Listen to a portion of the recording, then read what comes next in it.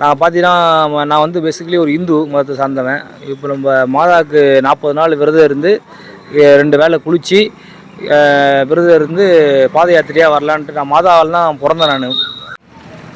எங்கள் அம்மா சொல்லி தான் நான் வந்தேன். எப்படின்னா, எங்கள் அப்பாவுக்கு 5 தங்கச்சி. எங்கள் அம்மாவுக்கு இப்போ திருப்பி 2 எங்கள் அப்பா தான் கல்யாணம் பண்ணுறாங்க அந்த 5 தங்கச்சிக்கும். அப்புறம் எனக்கு 2 அக்கா. 3ஆவதும் பையனாக பிறந்துட்டு பிறக்கலன்னா பொண்ணாக பிறந்துட போதா, இது வந்து ஒரு பெண்கள் ஃபேமிலி மாதிரி ஆகிட போகுதுன்ட்டு ஒரு நம்பிக்கை இல்லை. அப்புறம் நான் முதல் மாதம் எங்கள் அம்மா வயிற்றில் கரு தங்கின உடனே வேளாங்கண்ணிக்கு வந்து கலைச்சிடலான்ற அளவுக்கு முடிவு பண்ணியிருக்காங்க. அதுக்கப்புறம் வேளாங்கண்ணிக்கு வந்து வேண்டிட்டு போயிருக்காங்க பையனாக பிறக்கணும்னு சொல்லி. அதேமாரி பிறந்துட்டாங்க. நானும் யாத்திரைக்கு இந்த வருஷம் தான் அம்மா குடும்பம் கொடுத்துட்டாங்க. எனக்கு 28 வயசு ஆகுது. இப்போ தான் யாத்திரைக்கு வந்திருக்கேன். வர முடியாதுன்னு நினச்சேன். ஆனால் எந்த பிரச்சனையும் இல்லாமல் அழகாக வந்துட்டுருக்கேன். இது 8ஆவது நாள். நாகப்பட்டினம் வந்து இன்னும் ஒரு 15 கிலோமீட்டர் சேர போகிறேன். அம்மா முக்கியம் சொல்கிறது ஒன்றுமே இல்லை.